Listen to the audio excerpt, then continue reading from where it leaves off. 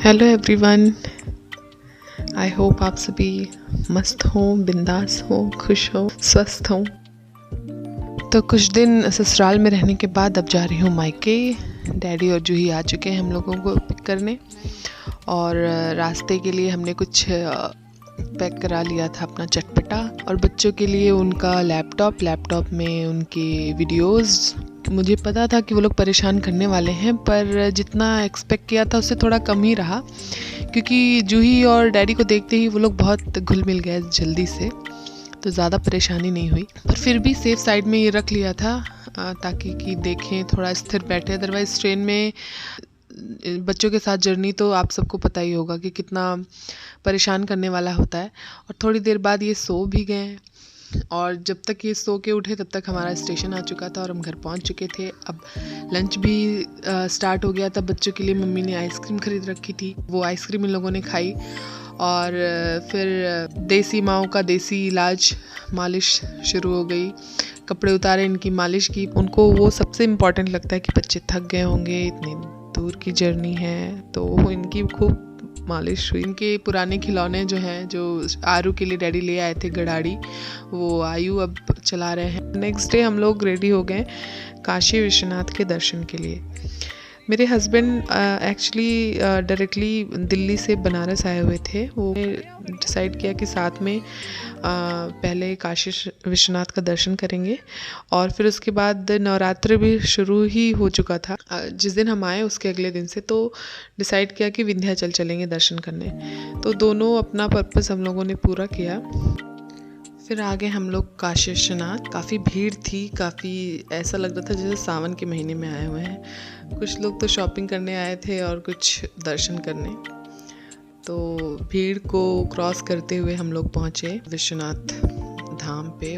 तो हम कैमरा ले नहीं जा सकते, तो बाहर दर्शन करके आ गए, और फिर उसके नेक्स्ट डे हम लोग रेडी हो गए थे विंध्याचल के लिए। तो शादी हुई है, उसके 1 साल पहले से मैं नहीं गई हूँ, तो इस बार मैंने दुबई से ही डिसाइड किया हुआ था कि मैं वहाँ ज़रूर जाऊँगी, चाहे कुछ भी हो, और नवरात्रों में ही मेरे को जाना है। क्योंकि पहले क्या होता था ना, पहले दोनों ही नवरात्र जो पड़ते हैं उसमें हम ज़रूर जाते थे विंध्याचल दर्शन करने, और इस बार सब साथ में हैं तो और अच्छा लग रहा है। बस मेरी सिस्टर नहीं है साथ में, जो तो हमें बीच में रियलाइज़ हो रहा था कि वो भी होती, क्योंकि वो अपने ससुराल में है और आ नहीं सकती। जितने एक्साइटेड बच्चे हैं सफ़र को लेके, उतने एक्साइटेड हम भी हैं, क्योंकि शादी के बाद मेरा और मेरे हस्बैंड का मेरी फैमिली के साथ ये पहला सफ़र है। तो ये हम लोगों के लिए बहुत ही न्यू एक्सपीरियंस था, और सबको बहुत अच्छा लगा।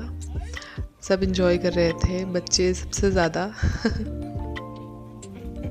बस हंसते खेलते खाते पीते हम लोग पहुँचे विंध्याचल। वहाँ पहुँचने से पहले आयु भी सो गया था, आरू भी सो गए, पर वो उठ गए थे। पर जब आरू तो पहले तो सो नहीं रहे थे, फिर जब सो गए तो इन्होंने पूरी जर्नी अपनी सो के ही बिताई। मतलब हम धाम में भी पहुँचे, फिर वहाँ से दर्शन भी हुआ, फिर लौट भी आए, तब तक ये सोते ही रहे थे।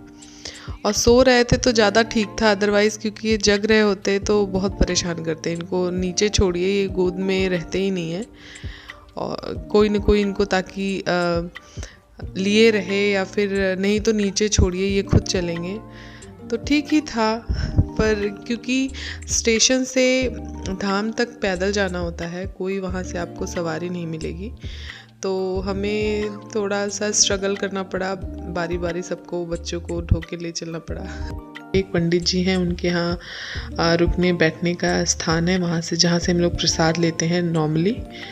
तो आयु तो सो गया था तब तक, तो उनकी पूरा दर्शन उनका सोते सोते हुआ।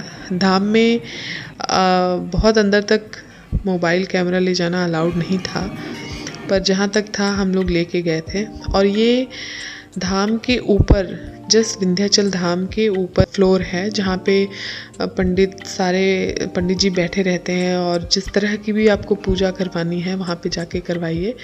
क्योंकि नवरात्र चल रहे हैं तो सब ने कलश लगा रखा है लाइन से। बहुत सुंदर लग रहा था देखने में। वहाँ हम लोग लगभग 1-2 घंटे बैठे, क्योंकि डैडी की कोई स्पेशल पूजा चल रही थी। और मतलब मन खुश हो गया कि अभी तो तब से और अब में नज़ारा तो बहुत चेंज हो गया है, क्योंकि पहले थोड़ा अभी कंस्ट्रक्शन बहुत चल रहा है।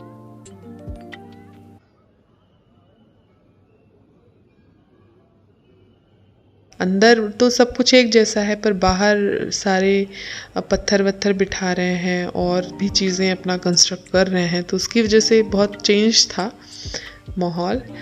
पर अंदर तो लगा कि जैसे कि वही बच्चे हैं और आए हैं फिर से।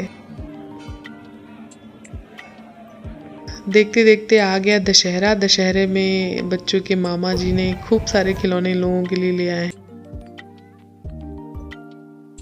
शिवम भी बहुत एक्साइटेड था, क्योंकि उसको था कि जब मैं छोटा था तो मेरे लिए खूब खिलौने आते थे, अब बच्चों के लिए मैं ले आ रहा हूँ। वो बहुत खुश था। और फिर एक दिन शाम को हम लोग दुर्गा पूजा देखने निकले। दुर्गा पूजा देखने का मन बहुत करता था। सप्तमी से ये बैठ जाती हैं दुर्गा जी। एक एक दिन पोस्टपोन करते हुए कि आज ज़्यादा भीड़ होगी, आज ज़्यादा भीड़ होगी, ये करते हुए हम लोग लास्ट डे गए थे, जिस दिन विसर्जन होना था उसके एक दिन दशहरे के ही दिन गए थे। तो उस दिन रात में गए कि अब शायद भीड़ कम हो गई होगी, लेकिन फिर भी भीड़ इतनी थी कि इतनी ट्रैफिक थी कि स्कूटी हिल भी नहीं रही थी। पर हिम्मत बांधे गए और ये डिसाइड हुआ कि जल्दी जल्दी करके 2-3 जगह हम लोग जो फेमस हैं वहाँ जाएंगे। पर एक ही जगह पहुँच पाए थे, हथुआ मार्केट, और यहाँ भी इतनी सबसे ज़्यादा भीड़ यहीं होती है। पर क्योंकि ये सबसे ज़्यादा फेमस है इसलिए हमें यहीं आना था। भव्य इन्होंने सजावट अंदर कर रखी थी, बहुत ही बढ़िया कलरफुल प्रेजेंटेशन के साथ। जो भी साउंड इफ़ेक्ट देते हैं बहुत सुंदर था, बहुत यूनिक था। ये हर बार कुछ न कुछ यूनिक ही करते हैं यहाँ पे तो। और बाहरी सजावट भी बहुत अच्छी। हम लोग यहीं पे देखे, यहीं पे थोड़ा टाइम स्पेंड किया, थोड़ा खाए पिए, और फिर यहाँ से सोचे तो कि नेक्स्ट 1 किलोमीटर दूरी पर ही एक और माता जी का पंडाल है, पर वहाँ जाने में वो हमको यहीं से सड़क क्रॉस करने में आधे घंटे लग गए और फिर बारिश होने लगी, तो भाग के हम लोगों को घर ही वापस आना पड़ा। पर निकलना आज वर्थ था क्योंकि अच्छे से यहाँ पे दर्शन हुआ और बहुत मज़ा आई थी। और फिर विजयदशमी के बाद हमारी कॉलोनी में जो माता जी का पंडाल लगता है उसका भी विसर्जन होना था। बड़े सालों बाद इसका भी मौका मिला कि मैंने देखा यहाँ प्रेजेंट रहते हुए। अदरवाइज़ बस फ़ोटो वीडियो ही देख पाती थी। पहले तो ये हम लोग इंतज़ार करते थे कि कब ये वाली कुआर वाली नवरात्रि आएगी। तो बस आज की वीडियो में इतना ही। मिलते हैं अगली वीडियो में। तब तक के लिए जो भी आपके कमेंट्स हों प्लीज़ कमेंट करिएगा, जो भी आपके सजेशंस हों कमेंट करिएगा, और लाइक करिए, शेयर करिए, सब्सक्राइब करिए मेरे चैनल को। Thank you so much for watching.